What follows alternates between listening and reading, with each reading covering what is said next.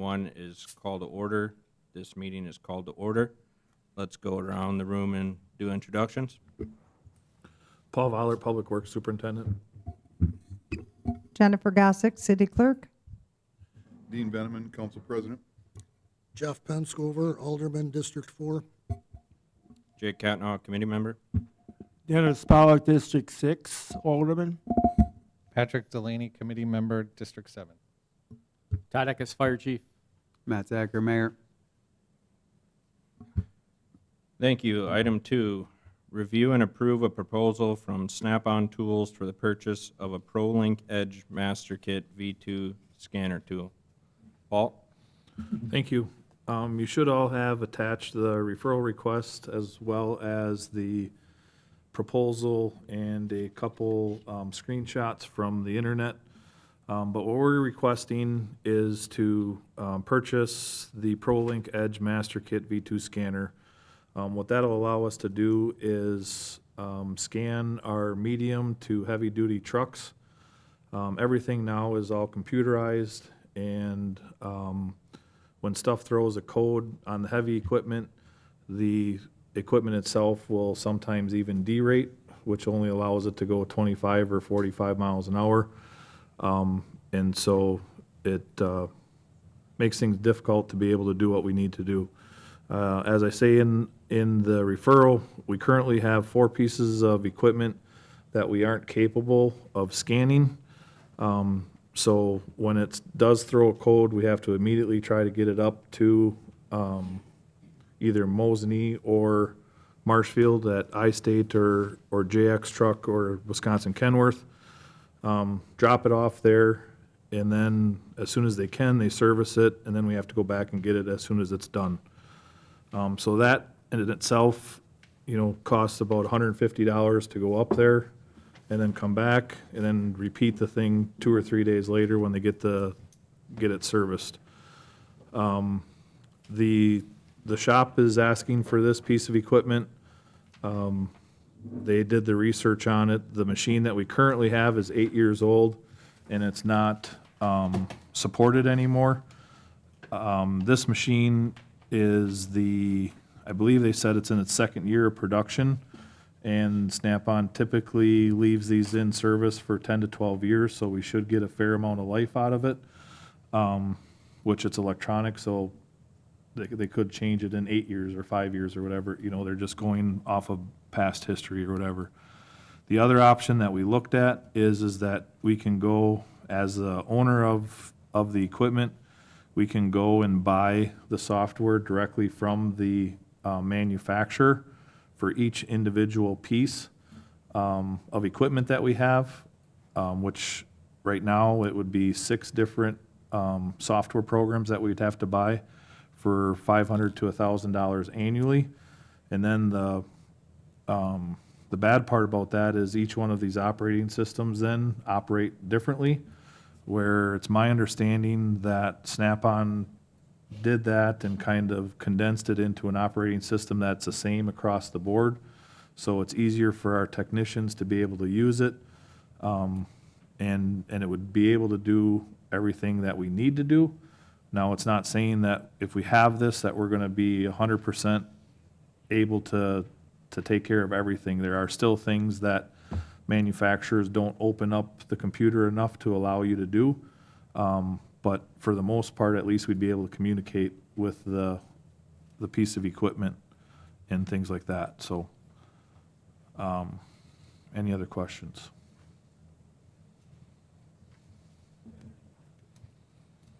How many units is this for?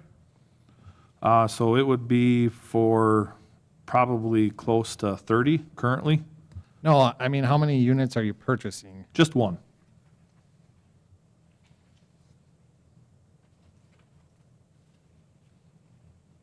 We currently have 4 trucks that we can't communicate with our old scanner. I maybe misspoke when I was talking, sorry.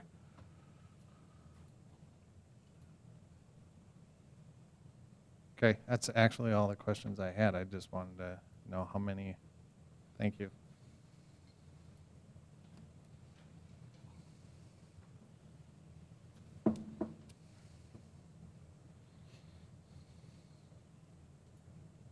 I'm good. Paul, this is coming from your equipment and replacement account?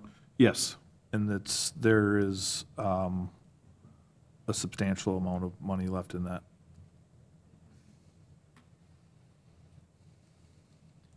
So when you say substantial, I mean, this is something you plan for, this is, you deem it, This wasn't anything that we had planned for, in this year.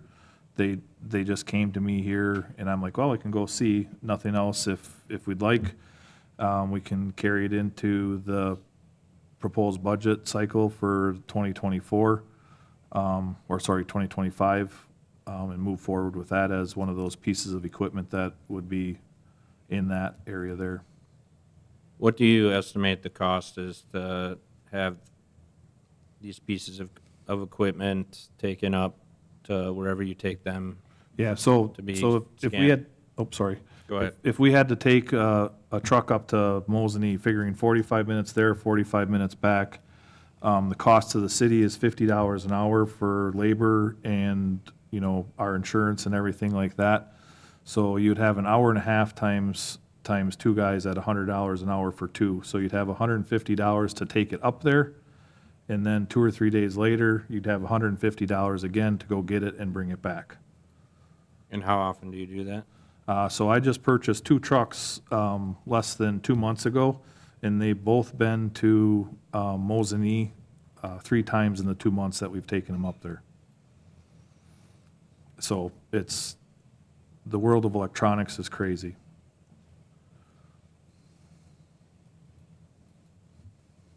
I think it's a good move.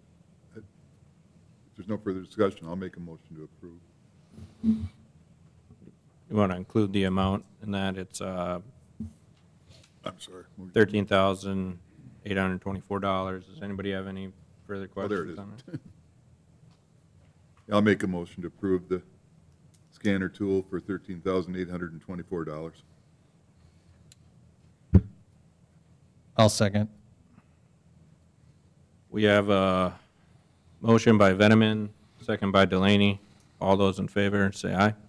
Aye. Aye. Yes. Motion passes 3-0. Thank you. Item 3, consider for approval a projected 2027 ambulance purchase proposal so we can be placed on the build list for delivery in 2027. Chief Eckes? Sure, thanks. First, thanks for putting us on this agenda, kind of short notice. This come about, I was down to the state chiefs conference, and our vendors come up to me, or actually I went to ask her when we needed to put this in, and she said, Alina's ordering 39 ambulances on Tuesday. So I came back and I asked her if she could put us on the list with the idea that we could get this through here and then council on the next council meeting. So she tentatively put us on the list, but to keep us on, obviously this has got to go forward. But this would have been happening anyhow. It's just probably like a month or two ahead. I sent as part of the packet the quote from them. That actually is just a little bit less than the quote of our last one we bought from them, which is a plus. Because we were looking, we had verbal quotes from another vendor, which was a 5% increase from last time, and last time this was the cheaper builder. We've had really good success with them. Any warranty issues we had, they come down and fix if they can. So I then talked to Tim, and he put together the outlay budget for that. Every year we put money away for these ambulances. We've been doing this for, I think, at least 15 years, something like that. Every 3 years we buy an ambulance. What that does is by the end of an ambulance's life, they're 12 to 15 years out and usually have 250 or 300,000 miles on them. So it's been working very well. You can see with Tim's estimate there that after we pay for the ambulance that we're supposed to get this year, but has been pushed into 2025. I think it's March 2025 is when we're going to get it. By the time we're done paying for that, we have $308,000 in there. and he estimates the money we put away each year will actually put us at 481,000, which is well over what the cost of that ambulance is. So what I'm looking for is the approval to be able, for the mayor to be able to go ahead and sign that so that we get into that bill list. What that does too is it locks that price in, just like it did last time. So the price we were quoted when we got the quote for the one that we're getting delivered coming up here was locked in, and that was from 3 years ago. So that locks that price in also. So I guess that's what I'm looking for, is the okay to go ahead and get the quote signed and sent in and put on the list permanently.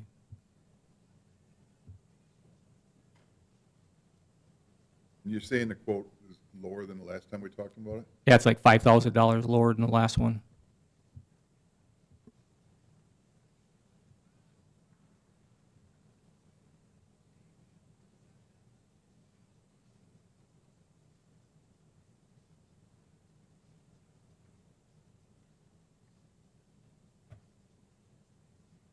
I see on the quote here that it cost 21,000 for it to be this red color.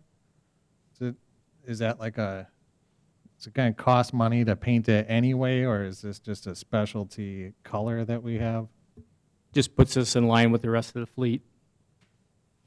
It's got to get painted. What I'm saying is it going to be, is it $21,000 just for the red color? The Pierce red costs more, but I don't know if it's the full 21,000. There's a price to paint it.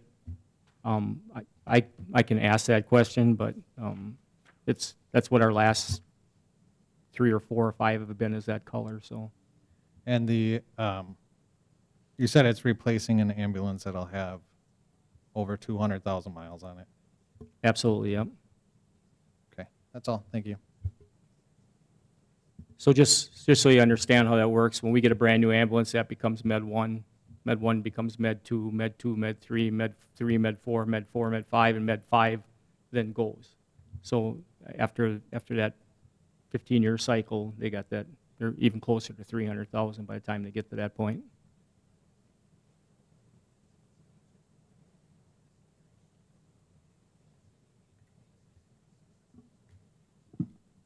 I'll make a motion to approve getting us on the list for the total, to lock in the price of $315,248.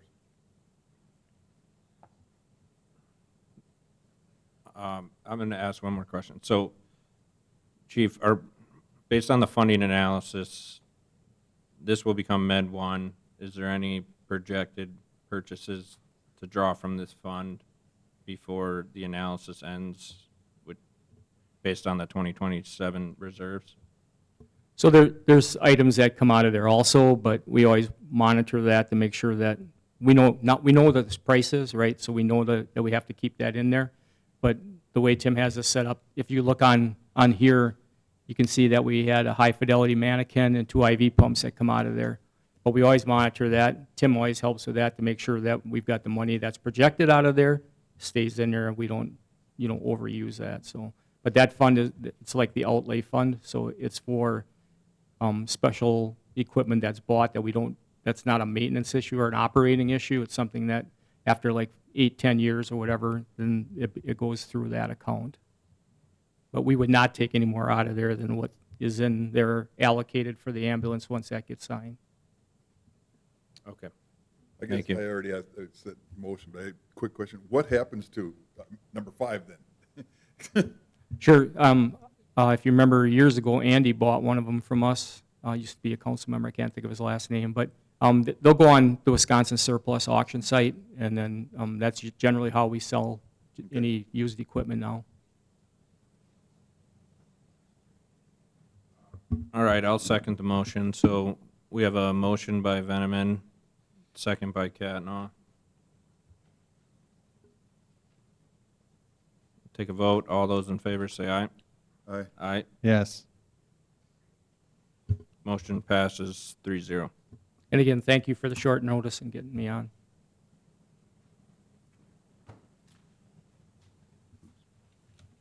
Item 4, consider for approval a temporary retail Class B fermented malt beverages and temporary retail Class B wine license for Our Lady Queen of Heaven Parish, 750 10th Avenue South, for a parish picnic event to be held on Saturday, August 24th, and Sunday, August 25th, 2024, from 11 a.m. to 5 p.m. on both days.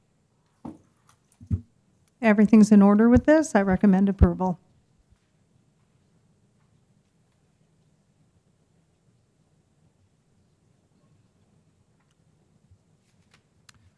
I'll make a motion to approve. I'll second. Motion by Catnaw, second by Delaney. All those in favor say aye. Aye. Yes. Aye.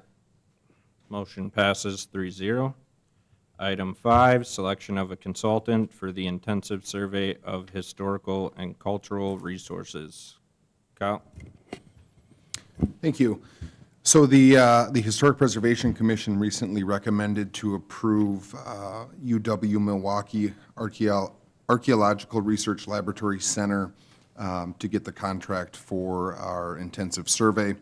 You can recall that back in December of last year, we applied for a grant to the State Historical Society in the amount of $35,000 to do this intensive survey in the community. We solicited requests for proposals, or solicited proposals earlier this year and received 3. And again, Historic Preservation Society, or Commission recommended UW Milwaukee, and we concur with that recommendation. They were the lowest bid at $33,130, and so we are under the grant award. We can also utilize staff time as a submission to the state for the full $35,000 award. So again, this item's before you because it is a reimbursement grant, so we will have to utilize dollars out of the city funds, and I'm not sure how Tim normally does that with reimbursement grants, but we've done it with other grants, most recently with the WEDC grants and the EDA grant for the paper mill planning project. So again, we're recommending approval in going with UW Milwaukee. They've got a lot of good experience in doing it in other communities, and again, that has been also recommended by the Historic Preservation Commission. Thank you. Kyle, can you explain that you said with the 2,000, that you can take the additional 2,000? Explain what you meant by that, I missed. Yeah, so again, because the UW Milwaukee is under the grant award, they're $33,000, we can, myself and other staff in the department can document our time, and then we can submit our time whenever we're involved with the survey for reimbursement to the state, so we can try to get to that full $35,000 award amount. So really, that additional about $2,000 can just go roll back into the city's funds. I understand. Thank you.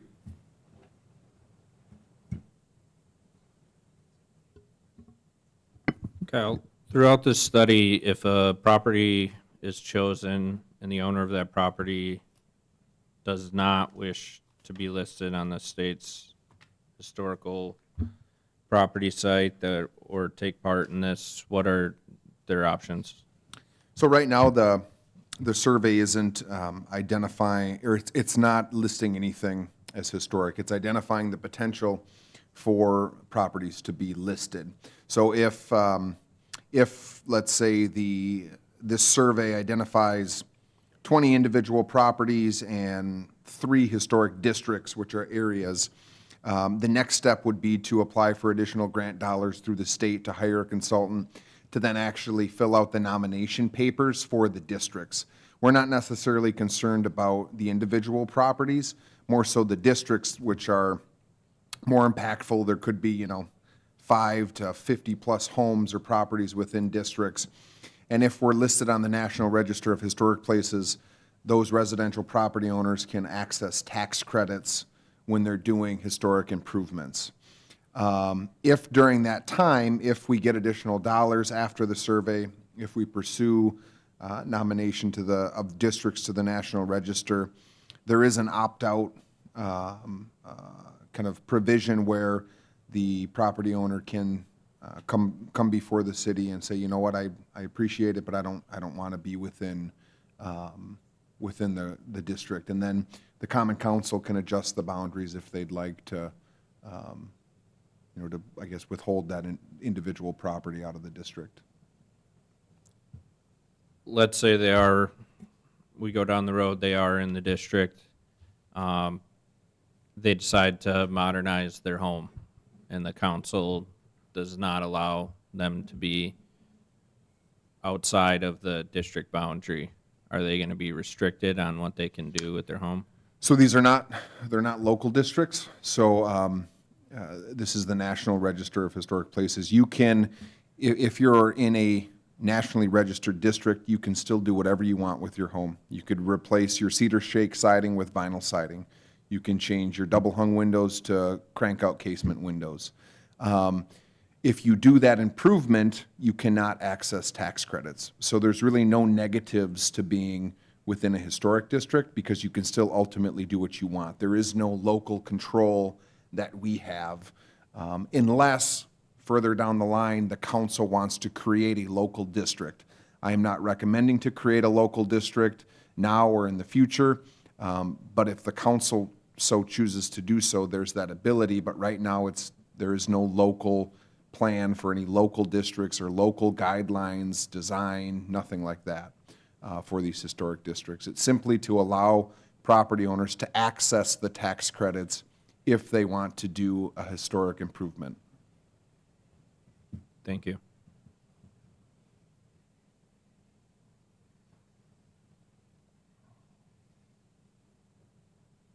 The proposals which were sent over, did they, how many of the city staff reviewed and ranked these proposals? To myself and our associate planner, Elizabeth Edwardson. We then forwarded the proposals to the Historic Preservation Commission as well, given the level of expertise that the commission has. And did they agree with your ranking? And They agreed to recommend UW Milwaukee, correct? And do you have the final scores for the 3 places that had submitted bids? I have mine and Lizzie's scores, yes.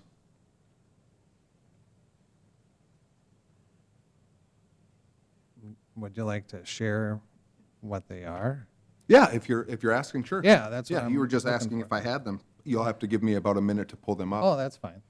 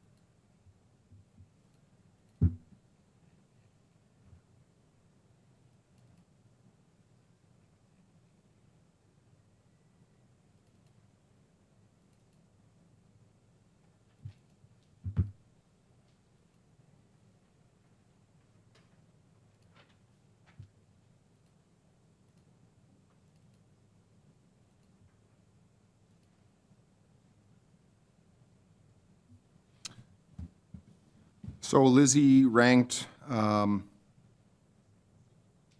Legacy, which is Legacy Architecture, at 95 total out of 100 points. The next consultant was NHPA Consultants LLC. They received a rank of 85 from Lizzie.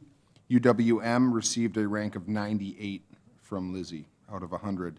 And there were a few different criteria. There was work approach, which could earn you 25 points, timeline and funding, which could earn you 25 points, report formatting, which could earn you 10 points, and then team and experience, which could earn you 40 points. My rankings were as follows. I ranked Legacy at 85, I ranked NHPA at 70, and UWM at 87. So the top 2 were Legacy and UWM for both of us. And really, the only thing that separated the 2 was UWM scored a little bit higher in the timeline and the cost. Okay, so they were both very highly ranked. Very highly, yep. Okay. That's what I was getting at. I wanted to make sure that we weren't approving something where you guys just got the best out of three bad places. No, And was this a sealed bid? Like, did you look at the bids after you had ranked them, or was that part of your approach? so there was a deadline for submission. After they were submitted, Lizzie and I just ranked them at our leisure in a timely manner to get it in front of the Historic Preservation Commission shortly thereafter. But it's all public record and public information, so if one of the consultants wanted to reach out and inquire as to our scores, we'd be happy to talk with them and share that information. Great, thank you. Yep.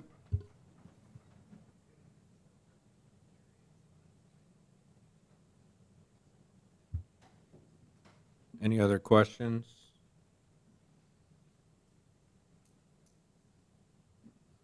Kyle, you mentioned it was $33,000. Is that exact, or is there? The exact amount is $33,130.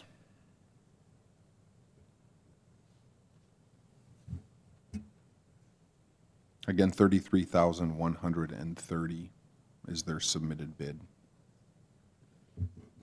Well, I'll make a motion to select the UW Milwaukee as the consultant for the intensive survey of the historic and cultural resources at the amount of $33,130. I'll second it. Motion by Veneman, second by Catnall. All those in favor say aye. Aye. Aye. Yes.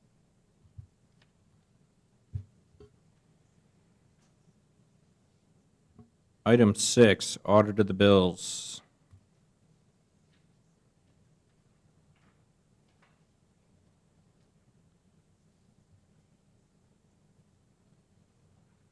I'll make a motion to approve checks number 21909 to 22359. Second. Motion by Catnall, second by Veneman. All those in favor say Jake, aye. wait. Do Whoop. you want to say the amount for the record? Do you want me to read it? Well, historically, we haven't always had to do that, so I guess maybe clarification on if that's something we're going to do going forward, or Okay. it had been asked once, but what's the preference from the committee or clerk or whoever wants to have a word in?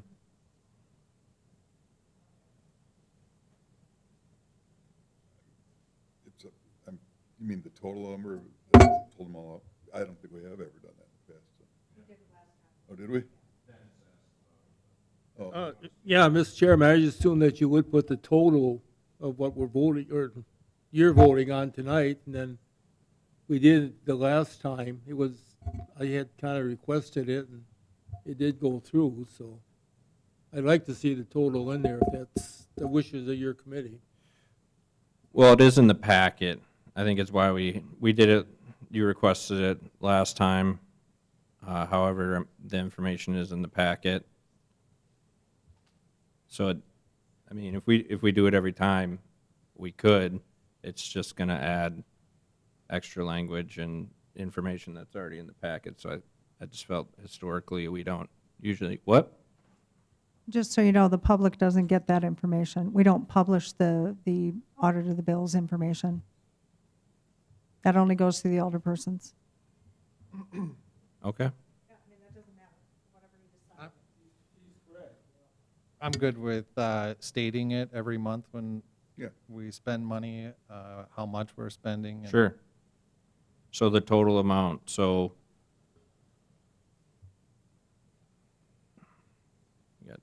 Has anybody got that amount? Because I got about 100 and something pages in front of me. You got it? Mm-hmm. Okay, what is it? So the amount is $2,487,433.51.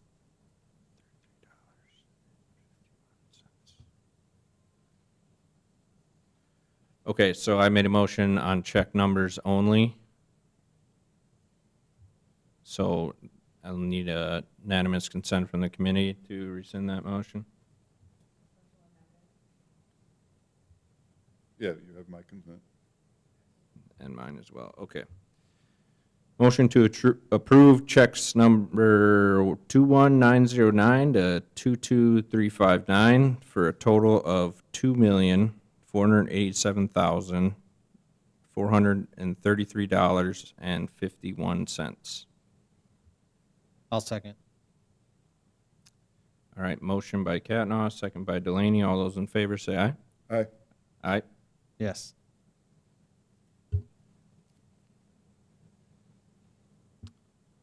Item 7, set next meeting date. The first Tuesday in August is the 6th. So would the 6th at 5 PM be a problem for anyone? Nope. Patrick? Okay. So the next meeting of the Finance and Property Committee will be August 6th at 5 PM. Item 8 is adjournment. So moved. I'll second. All right, motion by Veneman, second by Delaney to adjourn. All those in favor say aye. Aye. Aye. Yes. And have a happy Independence Day, everyone.